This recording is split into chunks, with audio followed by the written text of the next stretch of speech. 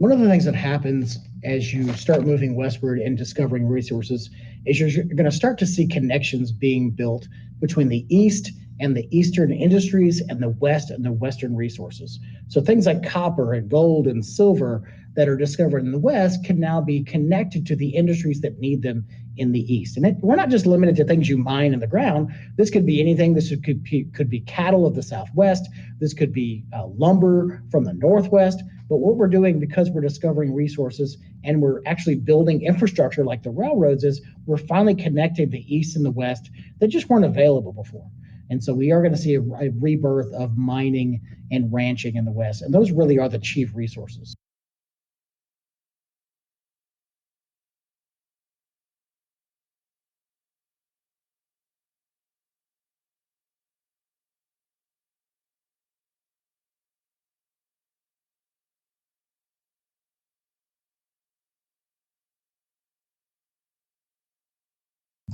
What you see here in the picture is a picture of the Comstock lode. This is in Silver Springs, Nevada. This is the largest silver find in history. Definitely a pull factor of migration. And what you see here is, Silver Springs, Nevada was nothing until the Comstock lode discovered by Henry Comstock. But after that, you're going to see this, along with a lot of other towns, become sort of a boom town. And we're going to have this cycle of boom and bust.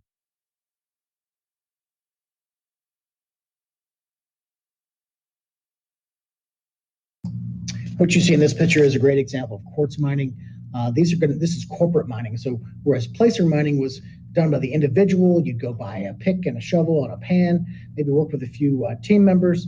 What corporations are going to do, they're going to sort of take over these smaller mining operations. You're going to have massive corporate mining, quartz mining here in the West.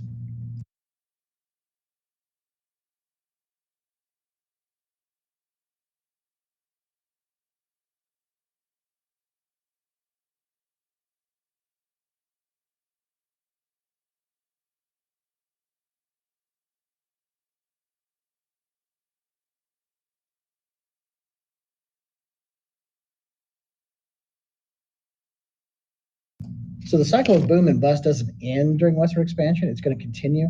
What you see here, this is a picture of Kilgore, Texas.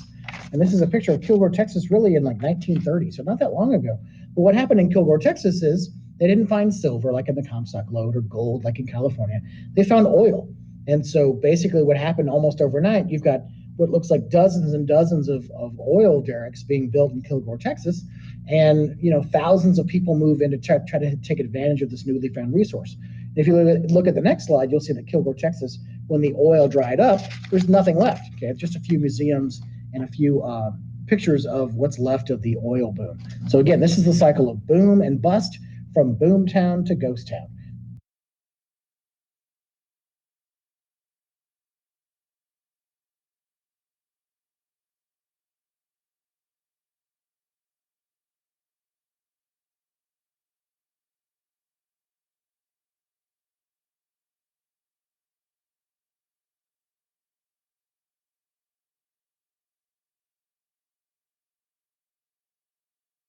This is a great picture of a boom town that's become a ghost town.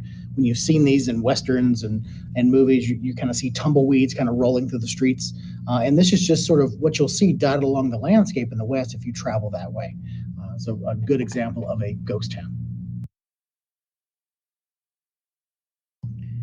After the Civil War, many Americans began to build these large cattle ranches on the Great Plains. As you see in the picture, the Texas Longhorn is a new breed of cattle that mixed between English cows and Spanish cows, and they're roaming all over the Great Plains. The cattle ranching industry grew in part because of what's called the open range, this vast area of grassland owned by the federal government. And so cattle raisers and cattle ranchers, if they can do the dangerous work, it's all about supply and demand. Cows down south in places like South Texas and Mexico can be taken up north to where they can be put on trains and shipped anywhere in the world for 10 times the asking price. And the reason it's so profitable, again, is because there are no supplies you need for your cattle. You're not feeding them, you're not watering them, you're just taking them along these vast swaths of land, and it becomes extremely profitable. But because of pioneers and the Homestead Act, that profit is only going to last about 20 years.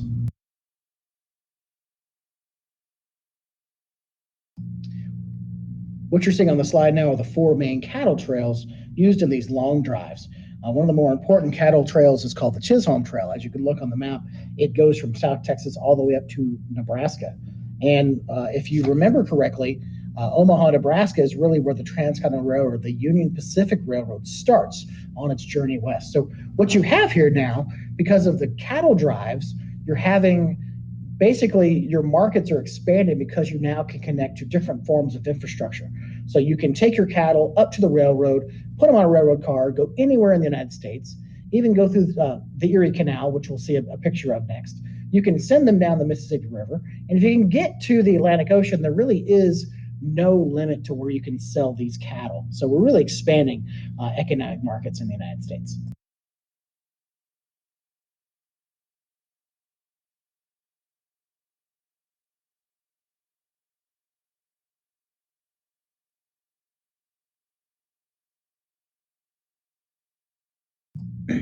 So the invention of barbed wire does a few things. Number one, it's going to end the open range. No longer can you take your cattle with unimpeded from places like South Texas all the way to Nebraska. The other thing it's going to do, it's actually going to help partition land in the West. People can finally sort of set their land apart with definite borders from their neighbors. And so you're going to see settlement increase. You're going to see, it looks like civilization has finally come to town because now you have fences, now you have borders. And of course, along with that comes towns and cities and industry.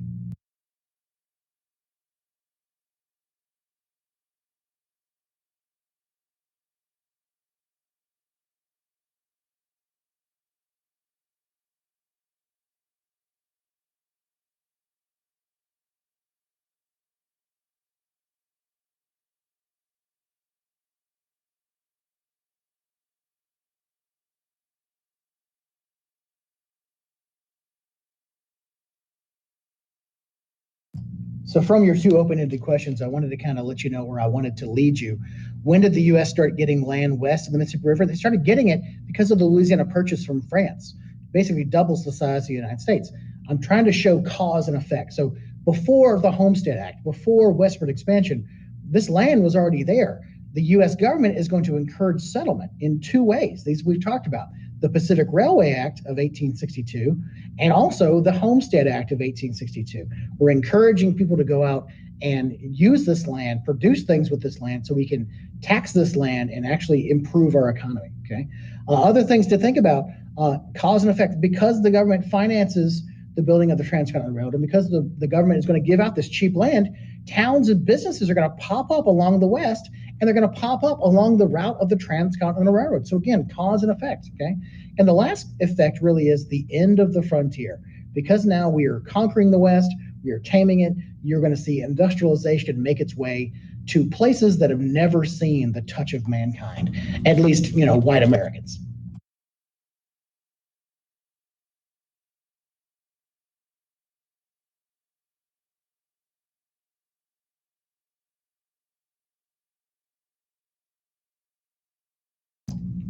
So in 1819, Major Stephen Long from West Point Academy is going to explore these Great Plains with an army expedition. And what he's doing, he's looking for the source of the Red River. He never finds it, but he does extensively explore the Great Plains, and he calls it the American Desert. So this is our real first taste of what is over in this new land purchased from France. This is long before Western expansion. And so if it's not for new innovations and technology, the Great Plains may have never been used properly for agriculture. So, and because of his depiction of the Great Plains, one of the negative things that happens as well is that, states like Kansas and Nebraska get a negative rap for being infertile and worthless. And so the Transcontinental Railroad and its access in Nebraska and Kansas really changes a lot of that.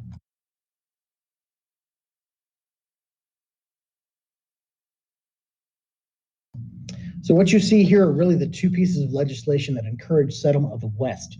The first of these is the Pacific Railway Act of 1862 under President Abraham Lincoln. And like we talked about, the federal government doesn't have any money, but what they do have is tons and tons of land. So they're going to pay these railroad companies, two of them, the Central Pacific, that's going to start from Sacramento, California, and the Union Pacific, which is going to start in Omaha, Nebraska, to build these railways.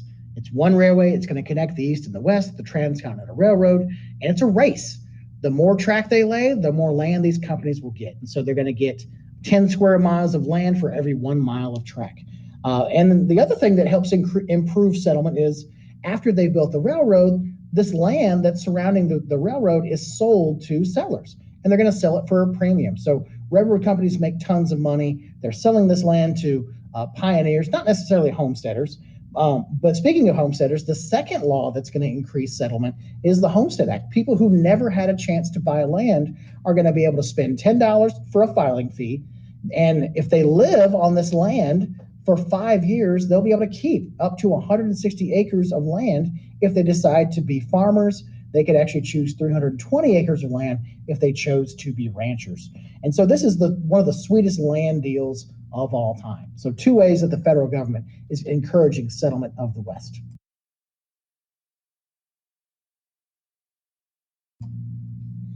So new technology is going to change the American desert into what's now called the breadbasket. And of course, the crop of choice that works really well in the Great Plains because it withstands drought is wheat. Okay, so farmers develop new technologies like the steel plow, the reaper, the mechanical binder, the threshing machine, even things like the windmill, which is going to help pump water from deep within the earth. All these technologies are really going to help wheat thrive on the Great Plains. And the farming technique is called dry farming. What that simply means is in order for wheat to grow, it has to be planted deep in the ground where moisture can get to it. And that's where this invention called the seed drill and steel plow are very, very useful. They really cut into the earth and they allow for planting of this wheat where it can grow and have some moisture to get it going. Okay. By the 1860s, farmers in the Great Plains were using all these new technologies. And again, America becomes the breadbasket of the world, basically. And what that really means in terms of economic improvement is now America is not just farming for ourselves, we have a surplus of wheat. And so it becomes a cash crop for us and a huge trade export. So America really is becoming a dominant powerhouse on the world stage. One other note to make sure you understand, if you ever see the word sod buster, that refers to farmers who are going to be out there busting their butt all the time on this hard soil farming the wheat on the Great Plains. Many of them did not make it and actually moved back east.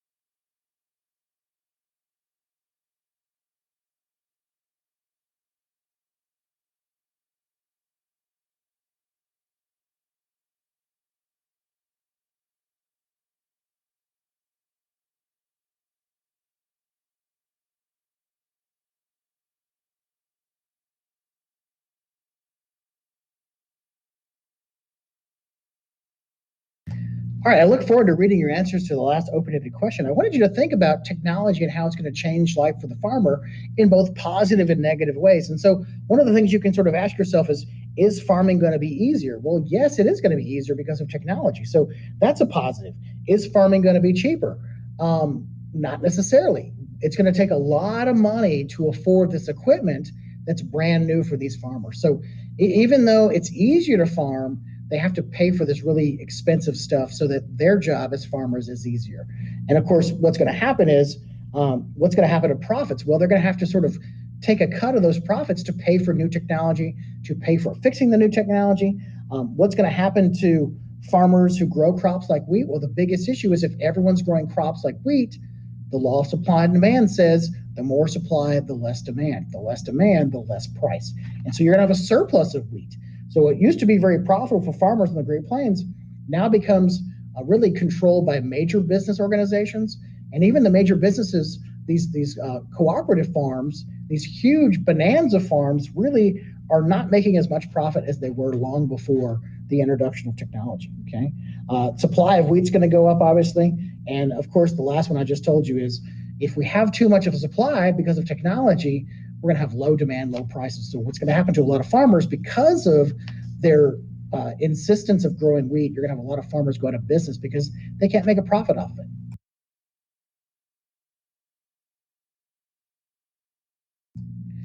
In 1861, a man by the name of Frederick Jackson Turner comes up with an idea called the frontier thesis. And in his thesis, he postulates that the American identity, what makes us American, is tied directly to this idea of westward expansion and manifest destiny and going out there and taking over from other cultures and assimilating other cultures and really connecting the East and the West, our goal, fulfilling that goal. Well, by 1861, the frontier is closing. 1890 is when the Census Bureau actually says the frontier is closed. There is no more untouched land out there. And so the question remains, though, if Frederick Jackson Turner is right about his thesis, once we've conquered from East Coast to West Coast, what's left for Americans? We'll get to that a little bit later. One of the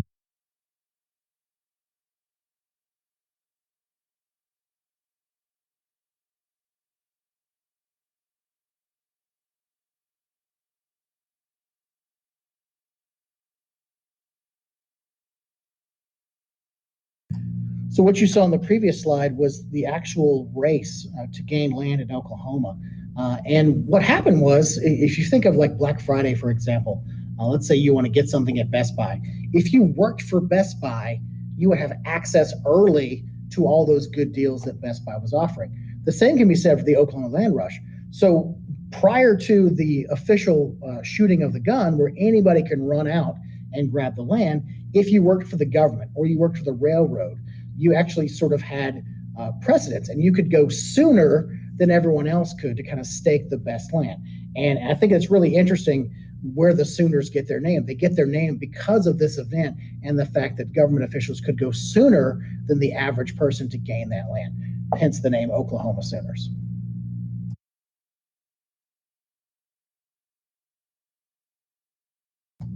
Another clash after the Civil War was between newly freed slaves and Westward pioneers. And so one of the major groups that's going to leave the South after the Civil War are known as the Exodusters. They get their name from the book of the Bible where the Jews leave Egypt because they were former slaves. You can see the parallels here. So these Exodusters go to places like Nicodemus, Kansas, where they're looking for a better life, the chance to own their own land, start up communities, and escape the racism and prejudices of the South. This is both a push factor and a pull factor of migration.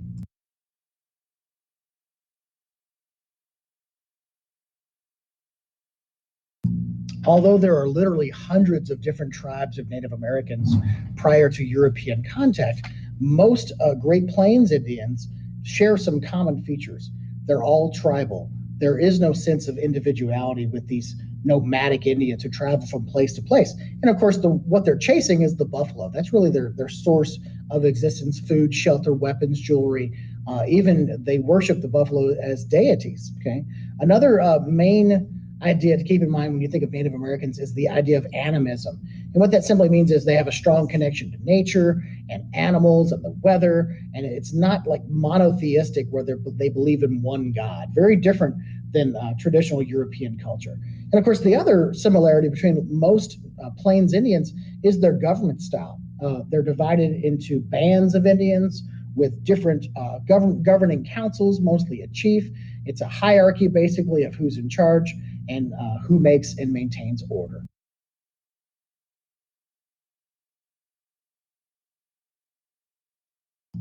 So if we were to put our finger on the one major cultural difference that causes the most conflict between Native Americans and Westward pioneers, it's got to be the idea of individuality versus tribe, the idea of sharing everything belonging to the land and exploiting the land and its resources and individual wealth. So there's going to be a lot of pressure for Native Americans to keep moving. This is going back to Andrew Jackson and the Trail of Tears. It goes back to Columbus and his initial encounter with the Arawak Indians in the Caribbean. They're always being asked to move and move and move.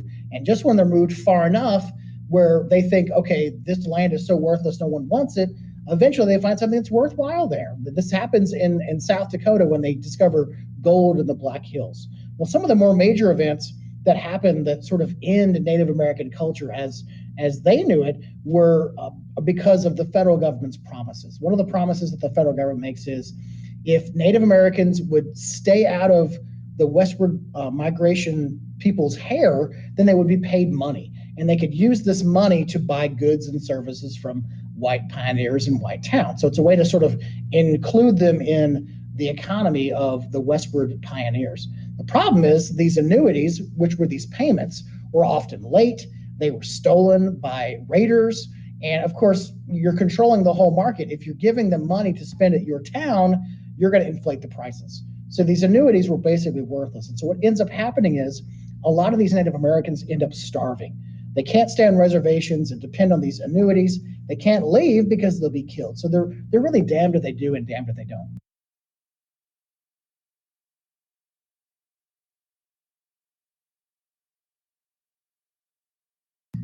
Two of the less well-known examples of conflict because of cultural differences and straight up lying by white settlers. The first one's called Fetterman's Massacre, and this occurs when the Native Americans are promised annuities and they're stolen, and so their families are starving. And so what happens is the Sioux Indians actually attack a wagon train containing annuities, and this sets off an event that's known as Fetterman's Massacre. And the Native Americans actually slaughter this entire sort of convoy that's delivering annuities. And so this just spurs on more hatred towards Native Americans. Another event that happens, and this is a little bit north in Colorado, this is known as the Sand Creek Massacre. The Cheyenne Indians were invited to talks at a place called Fort Lyon there in Colorado. And so all the chiefs show up and all the families show up, and there's supposed to be sort of a disarmament of all of these Native Americans. And what happens instead is the Union Army surrounds the camp, and a shot goes off, and all the Native Americans are slaughtered in the process. So two lesser known events of cultural conflict between Native Americans and whites.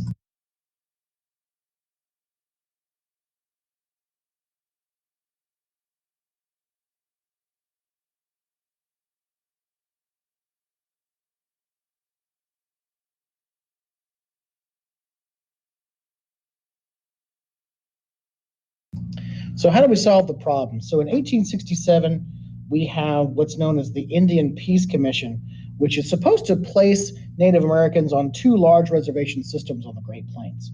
A reservation is simply a plot of land set aside where Native Americans are forced to live. So it's almost like an internment camp. You have to stay here. If you stay here, then you'll be left alone by whites.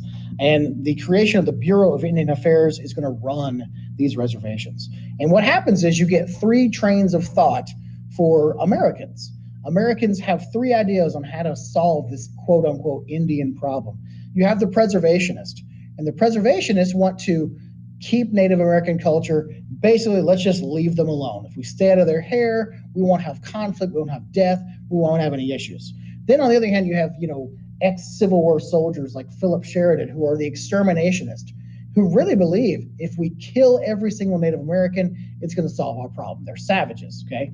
If we don't kill them all, why don't we just kill their food source, their livelihood? Let's kill the buffalo. So those are the exterminationists. And then you have another group which says, no, let's incorporate their culture into our own. Let's make them more like us, okay? Let's make them businessmen and ranchers and farmers. And if they see that our ways are superior, they will gladly accept our culture. And those are, of course, known as the assimilationists.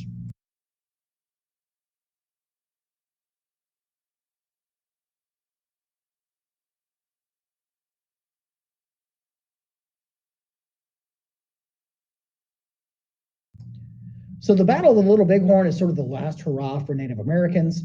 George A. Custer takes his detachment of 700 Army guys against 7,000 Native Americans, loses tragically. If you look at the picture on the next slide, it looks like they put up a valiant effort, and this is used as propaganda to sort of, tell America, hey, the whites are out there fighting the savages, please help and support them. When in reality, this is the beginning of the end for Native Americans. So also know that the two names, Custer's Last Stand and the Battle of the Little Bighorn, all happened here 1876.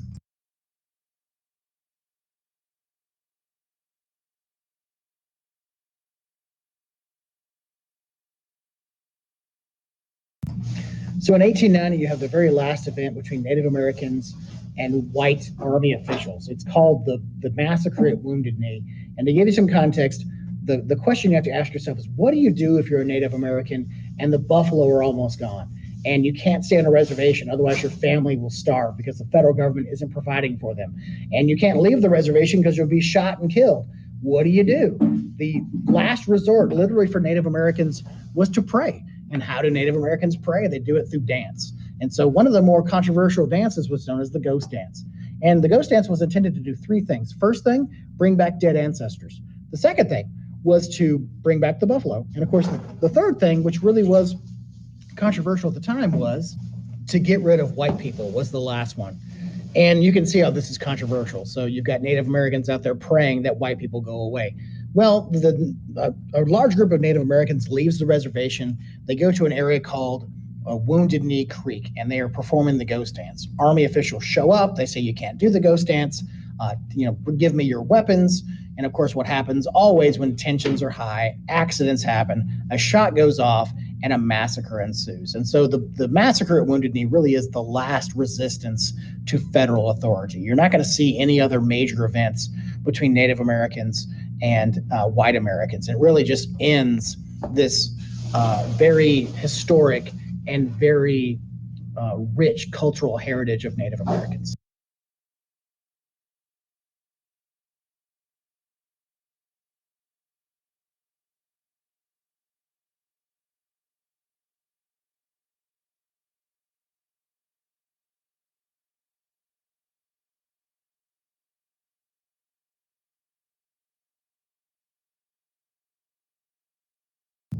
So if we were to chronicle Native American culture and dominance in North America before European contact, you would see this: hundreds of Native American tribes.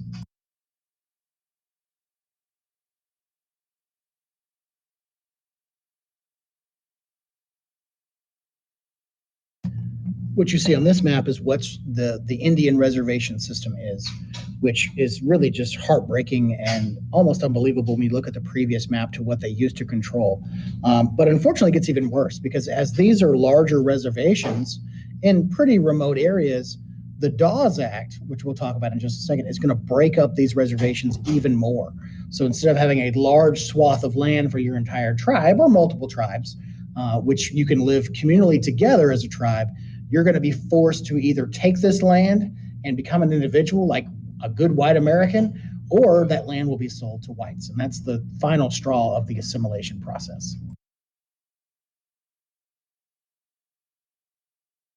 So you have to understand that when you're breaking up the reservation, you're not just breaking up a piece of land into smaller units, you're really breaking up the whole tribal structure of these tribes. And so even though the Dawes Act was intended to be good, to give these Native Americans something that we valued, it was only something that we valued in the way that we value it. It wasn't seen as, it was by us seen as a gift, but they saw it as a misunderstanding. What do I do with this land? How do I live off the land as an individual?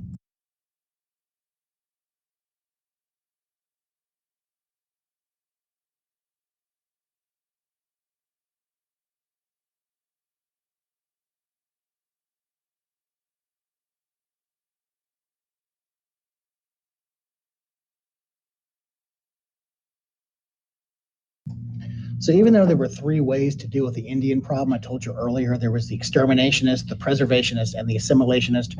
Really, two of them won out: the assimilationist and the exterminationist, mostly through the destruction of the buffalo. But what you see in this picture, if you Google assimilation, I promise you this is the first picture that comes up. This is the same Native American.